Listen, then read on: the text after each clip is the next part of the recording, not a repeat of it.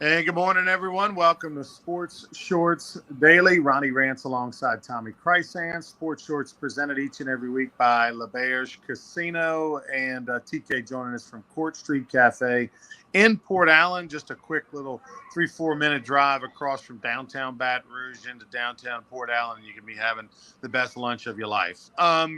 Today, of course, it's all about Kim Mulkey and the LSU Lady Tigers. They win the national championship shocking fashion.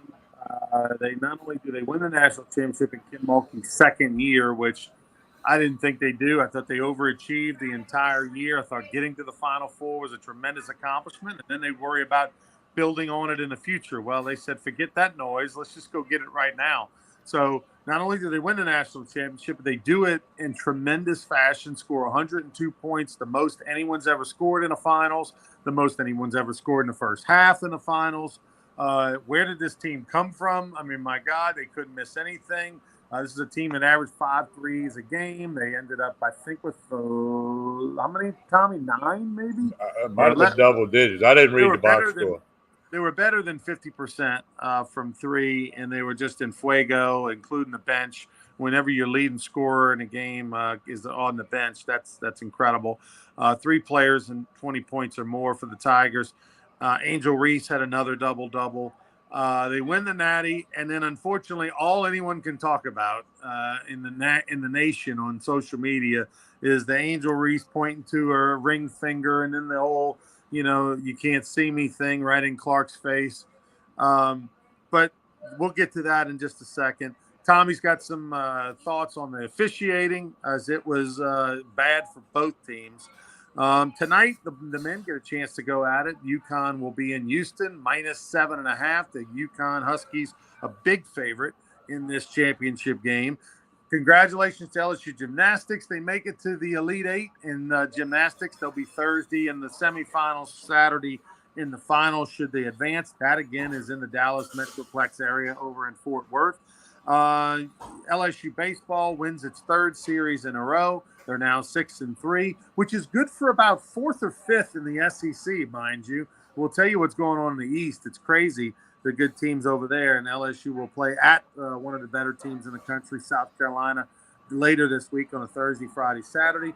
Buzzy Heidel and Mike Hollander, as we speak, are standing on at Augusta National doing their gallery guard duties for the Monday practice round. We'll talk plenty of Masters on Wednesday. And Major League Baseball, the first weekend is in. My Chicago White Sox go 2-2 on the road against the Houston Astros. Astros, probably not happy with splitting at home in a 4-game series, but they'll take it. And Alex Bregman off to a 0 start for his first 4 games of the 2023 season. We've seen him go have these tough outings in college, but he bounces back, and he'll do so again in the major leagues. Let's bring in Tommy Krysan. TK, yesterday, where'd you take in the national championship game, and did you win a little money on the Lady Tigers? I won a lot of money on the Tigers on the money line at plus $1.45. Hunter McCann and I were on the same page with that. He and I swapped texts before the tip off. I watched it at home, Ronnie. I just figured I wanted to be able to watch it, focus it. We could talk on it today. And LSU picked a hell of a day to shoot the ball better than they've ever shot it. And, player of the game to me was Jasmine Carson. I mean, she came in, hit those 5 threes, hits the bank shot at the buzzer 3-pointer. I mean, because Morrison reset the bench the whole second quarter because of the foul thing, and we'll get to the referees in a minute. So Carson stepped up. Other players stepped up. And, I mean, they shot the ball like they've never shot it. We've talked over the last bunch of weeks that trouble scoring, maybe bet the under in some of their games. 102, records galore. From the 3-point line, the field goal percentage, I want to say it was 56%, and just a tremendous accomplishment. Ronnie, I'm one of the many, many people that when Kim Mulkey got hired said, hey, she's got a great chance to win the national championship at LSU. None of us thought it might be in the second year. Even a month ago, we weren't sure it'd be in the second year with 9 players who were not wearing purple and gold last year. The soft pre-conference schedule, which maybe that was by design with Kim Mulkey, but in the video of her opening press conference, the day she was hired and announced at LSU, she said, I look around here in the PMAC and I don't see any national championship banners. I'm here to put one up there. Guess what? She did, and may put more. I don't know, but what a story this LSU basketball team and the brand for LSU, the national attention, whether it's the Reese thing, the national championship, the gymnastics team, the baseball team ranked number one, softball wins 5 games this weekend. That national brand, Skip Bertman loves to talk about that, continues to grow. And right now, it's trending as high as it's ever been. So there is a welcome party today at the PMAC at 12 noon. The team flies back in from Dallas on a charter flight at 10 o'clock, and they'll be in the PMAC. But according to Cody Worsham, there will be a bigger and better celebration, larger in scale, later this week. Details coming soon. As far as the LSU brand, I mean, right now is the perfect time, right? Like, obviously, South Carolina and LSU are the 2 big brands in women's basketball in the league. Connecticut's starting to fade a little bit. Gino Auriemma, Gino Auriemma and Connecticut kind of had a stranglehold on women's college basketball for a while. That seems to be letting up just a little bit. They still have a fantastic program, but with the NIL and transfer portal, Tommy, it allows other people to play and get some of the best players. It used to be that Connecticut had 10 parade All-Americans, and it's now the wealth can get shared around the country. Tennessee's not the brand it used to be in women's basketball. LSU's kind of replaced them as that other brand in the SEC. So, and with Kim leaving Baylor and coming to LSU, Stanford's a great program, but not everybody can get in Stanford. Maryland's been very, very good. They were still really good as second seed this year. But I think LSU has a chance to be consistently maybe that top 3 brand. But Connecticut, South Carolina, LSU women's basketball, as long as Kim Mulkey's there, they have that chance to be really the top 3 brand in women's hoops. They all do it a little bit of a different style and different way. And the NIL and the transfer portal, NIL money that LSU can put together, and a transfer portal that's available, there's no reason to believe that LSU can't consistently be there, battling for Final Fours and national championships as long as Kim Mulkey wants to coach. Ronnie, we talked about this a couple of weeks ago. I saw Michaela Williams play for Parkview in Hammond at the state girls basketball tournament. She could have played for LSU last night. That's how good she is. She's coming in to play next year. Now, I don't know who's all coming back or not. We'll wait and see on all that. But, there's no question they could become the king of the hill when it comes to SEC women's basketball.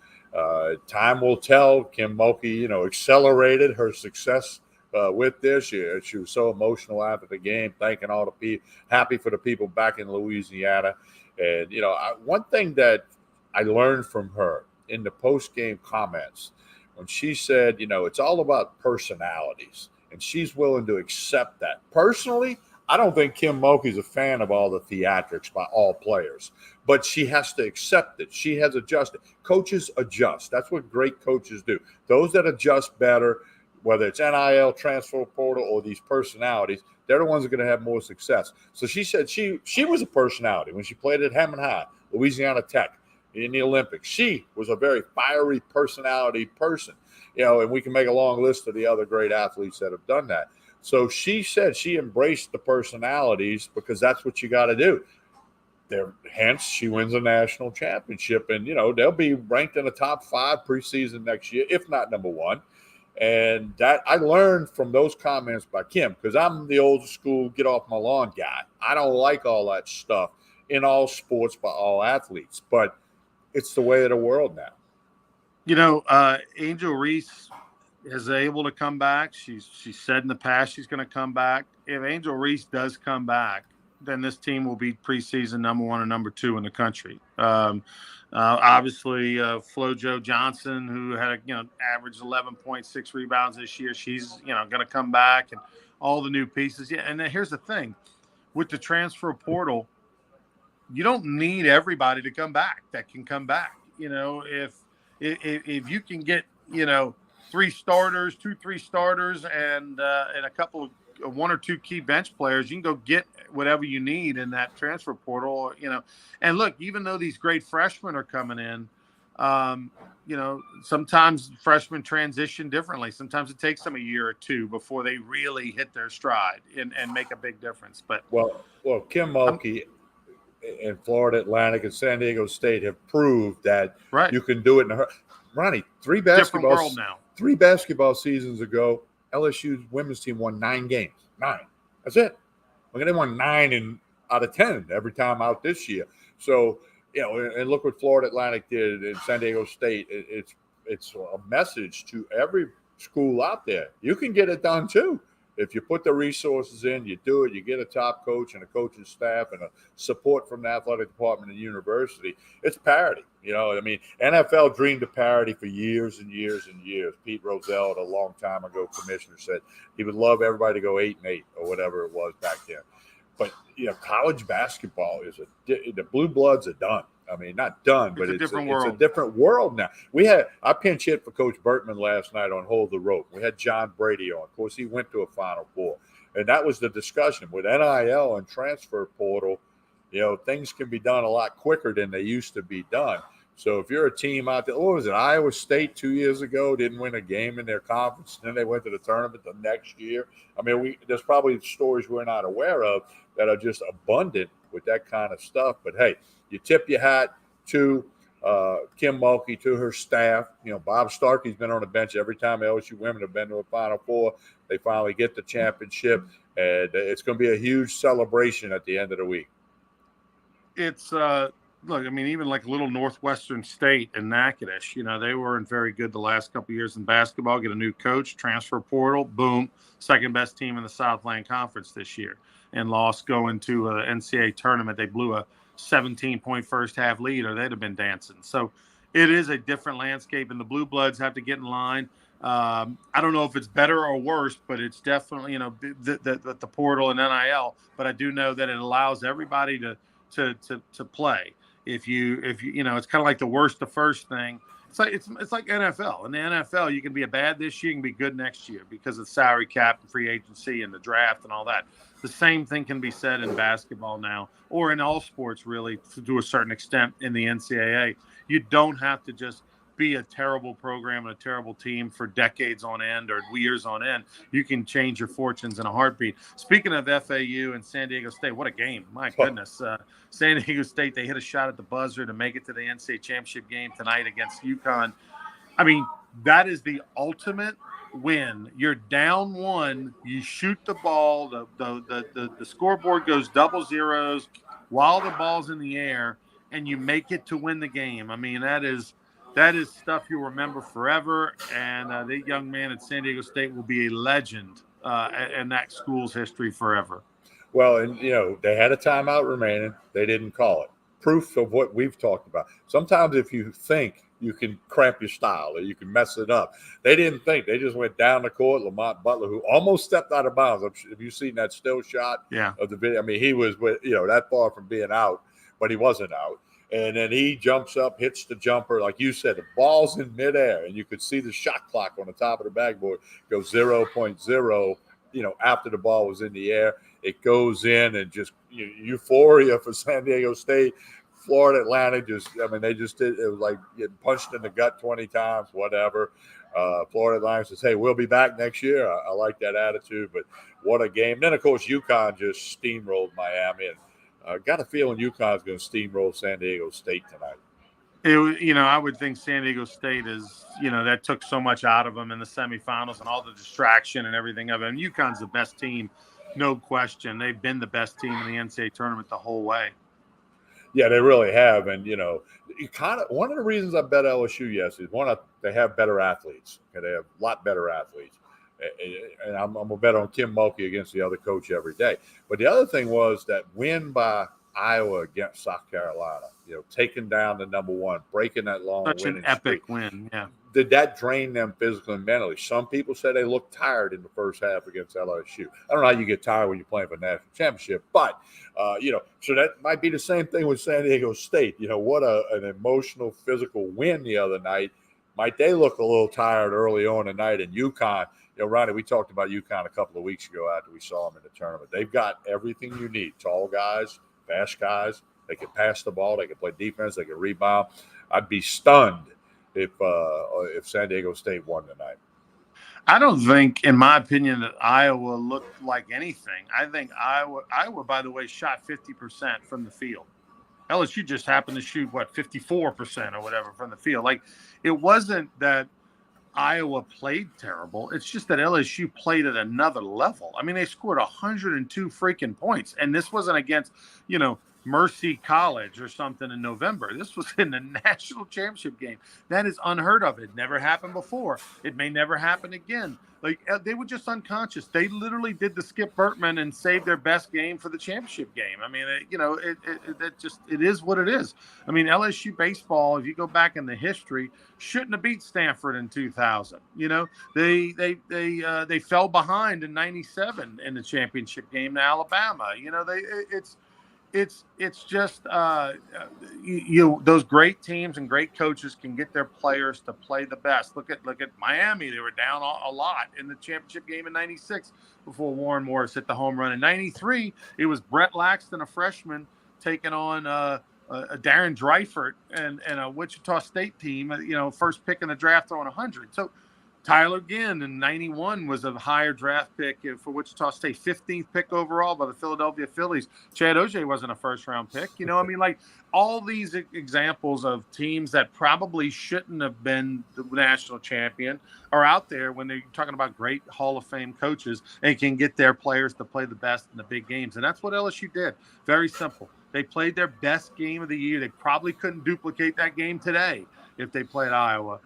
So I don't think it had anything to do with Iowa being tired. They shot 50% for the game. That's plenty good enough to win. They scored 85 points. It's plenty good enough to win. They just ran into a team of destiny.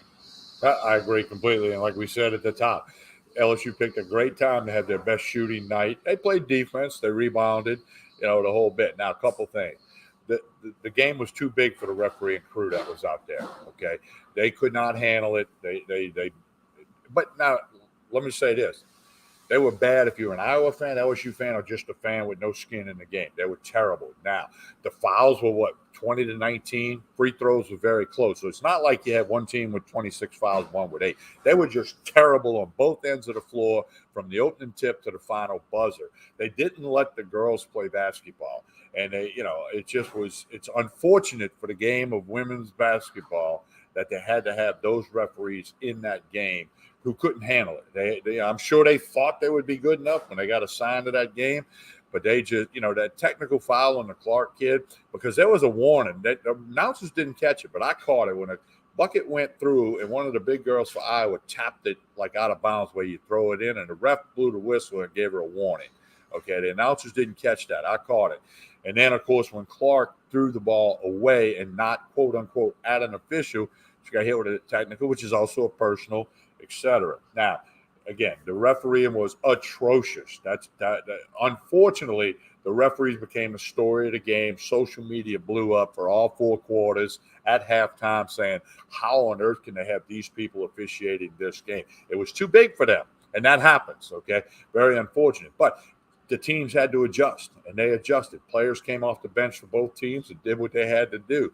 But it was just so unfortunate that the game was too big for that officiating crew on that stage, with Caitlin Clark and Angel Reese and, all the storylines, that the referees became too big of a part of the story. Just the ticky-tacky files. I mean, let them play. People are okay with physical basketball.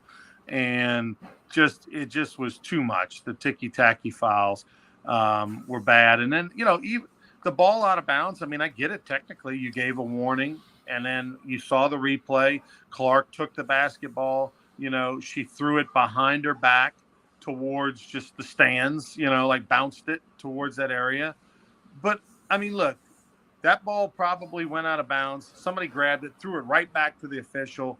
The play was dead. Like, it was a dead ball. It was a dead ball. It was a dead ball. It wasn't like she did it after a made bucket or something, and the other team couldn't get the basketball in time to get down the full court in a hurry. Like, it was on a dead ball. So I think, pick your poison, pick your moments. Like, that just wasn't it. That was an ego call by the officiating crew. And then, the Iowa coach said she couldn't even have a conversation with the officials about the calls. They wouldn't even let her talk. They were doing the whole, if you keep talking, I'm gonna throw a technical. That's BS. These head coaches, it should be like, hey, I'm going to talk to one person on each team, and that's the head coach. That's it. Or maybe even a captain of a player on the court. In the NBA, they allow like a captain, on the court to be able to communicate. Like a Chris Paul is going to talk to the official, not every other player on the court. And that's what they should do in the NBA. I mean, in the NCAA.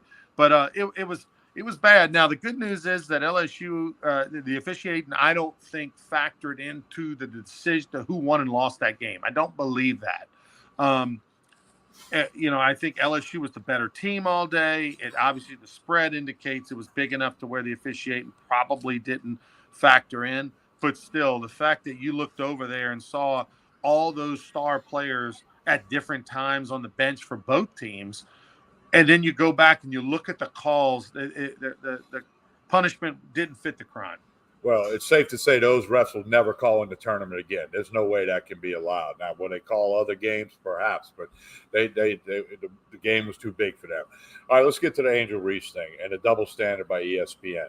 They, for lack of a better word, I'm going to use air quotes here, they praised Caitlin Clark when she waved off the South Carolina player, like, if you want to shoot, I'm going to let you. Or when she did that thing to the Louisville player. They laughed, Tommy, and did a segment on it. Yep. And that to the Louisville player, I guess, which was the game before South Carolina. And, they laughed about it. Oh, that's cool. Look at that. And then when Angel Reese does it, they want to call her, all kind of names. That's a double standard. It's racial. There's no question there's a racial basis. And I've lost – I don't view ESPN the way I once did when many years ago they infused politics so much into sports and, created problems and, got rid of people who made comments, whatever. And that's all a personal decision. Mine's mine and everyone else can have their own. But I think it's grossly unfair to Angel Reese to criticize her, ESPN, after you praised the Clark girl from Iowa. Now, let me just say, I don't like any of the theatrics. I've said that for many years, but I get it. It's part of what goes on now. And, it's very unfortunate that race became a part of it, and ESPN fueled that. Social media fueled that. And, it goes back to what Kim Mulkey says. It's about personalities. Now, one thing I don't like is the crown thing, because without her teammates and the coaches, she wouldn't win. No one player wins a game. But again, ESPN once again takes a step backwards in covering sports. Yeah, I mean, look, I'm agreeing with you. I mean, I'm 50 years old, so naturally I have a different take on things. Look, even I'll go back to, it's not even a race thing. Let's look at LSU baseball. Like, it's oogie for me to watch the antics, when they hit home runs and doubles and everybody does that, right? It's not just an LSU baseball thing, but. And look, so you just have to just get with the times. You don't have to like it, but it is what it is. I mean, Aaron Rodgers used to do the discount double check thing every time he threw a touchdown pass. He'd look at the other team and do the discount double check, and then when he gets sacked, they would stand over him and do the discount double check back. We don't have a problem with that, and I mean. Right. Larry Bird used to get on the court, look at the other team, and say, "You're guarding me with a white guy tonight." I mean, it's always been around. Now it's magnified due to social media and the fact that you got 68 cameras at the game. Nothing missed. Everything gets heard. Nothing gets missed. When Larry Bird was one of the biggest, shit talkers of all time, you didn't have every kind of microphone to pick it up. All you heard was urban legend stories by the other team, And now it just look. I didn't like it, and then even after the post game, even after she kept, on social media, Angel Reese does a thing on social media where she's like, "Hey, Caitlin Clark, put some respect on it," and all that. Just enough. But I get it. I get it.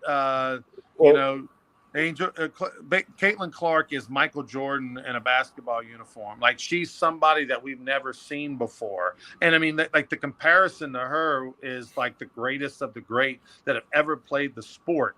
And so she's gotten so much attention. It's an unbelievable story. She's Steph Curry, but Magic Johnson, but Larry Bird, all rolled Pete into one. Maravich. Yeah. Well, Yeah. and she can come. She's not draft eligible. She plays for Iowa again next year unless she transfers or whatever. Right. You know what else it reminded me of? And I thought of this earlier today, driving over here to Court Street Cafe. You remember when Steve Spurrier in the 90s at Florida, they were just running the score up on people with Danny Werfel and everybody. Spurrier's comment was, well, if you don't want me to score, play defense and stop me. Okay. So, what's the difference of, you do this or you want to do this? I mean, if you don't like it, you should have won the game, and then Angel Reese couldn't have done that had Iowa won the game. She wouldn't have done that. So, come on, ESPN, you just continue to take steps backwards and lower yourself in the eyes of people when you cover sports. TK, so this week, LSU baseball, we'll dive deeper into it on Wednesday. LSU baseball actually plays Thursday, Friday, Saturday. They've got some issues. They don't have a third starter. What are they going to do? That's going to be interesting to see what they do. Obviously, Skeens in Florida, you're 1-2, but Hurd now this is his fourth bad outing this year.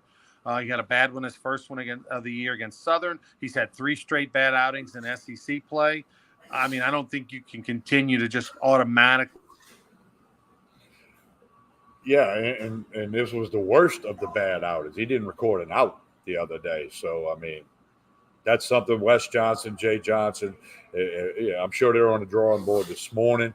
LSU does host Nichols tomorrow night. By the way, the Nichols second baseman got the top play on ESPN with an unbelievable catch. If you hadn't seen it, look it up. The Nichols second baseman running into right field, diving away from the plate and catching the ball was unbelievable. All right, Ronnie, let's see. Your volume went out, Ronnie. Okay, Ronnie's volume. We got to get the volume button going.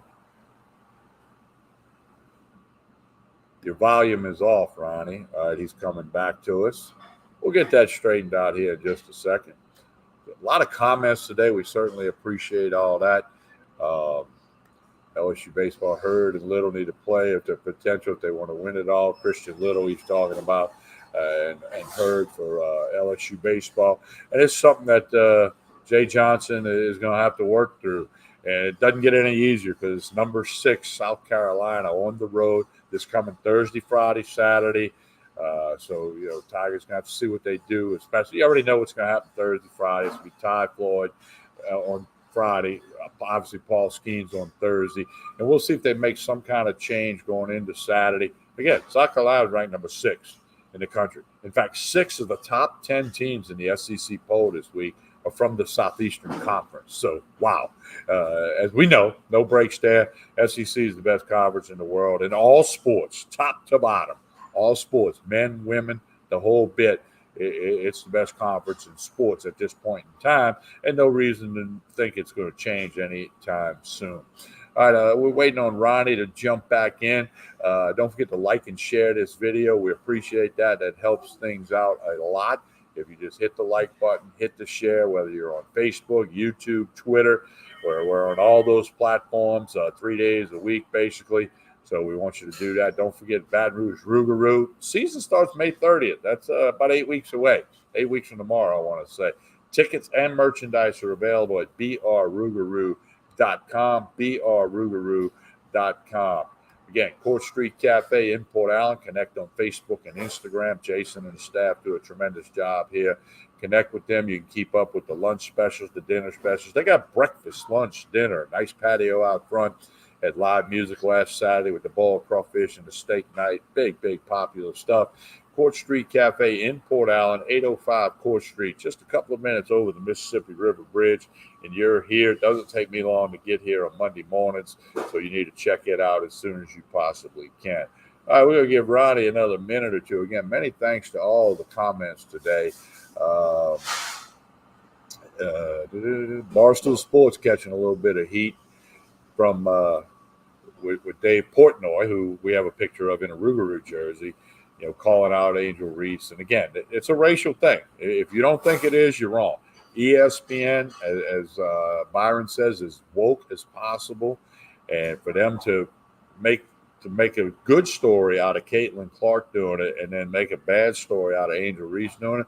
Bottom line, that's just not right. It's not what should happen, whether you agree with it or not. And there are a lot of people that totally disagree with what Angel Reese did or Clark did.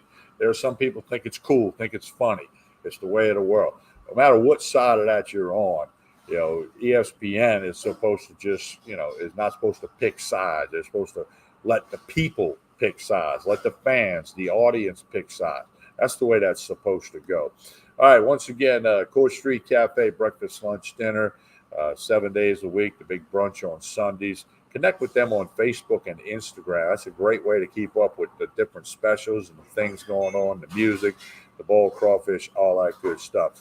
Court Street Cafe in Port Allen. We'll be back on Wednesday morning for more of Sports Shorts Daily. I'll be over at Tremonti's Meat and Seafood. Get your crawfish orders in tomorrow morning. They open at 9. Boiled or live, big crawfish thing with Easter weekend coming up. Don't forget the Barstool Sportsbook. We'll be out there this coming Saturday for Sports Shorts Radio. LeBear's Casino and Hotel in Baton Rouge. The Barstool Sportsbook. Bet on the NBA, Major League Baseball, college baseball, and much, much more at the Barstool Sportsbook. Hey, like and share this video. We appreciate all you guys. Thanks for all the comments today. On behalf of Ronnie Rance, I'm Tommy Price, and we'll talk to you again Wednesday morning. Spread the word, like and share the video.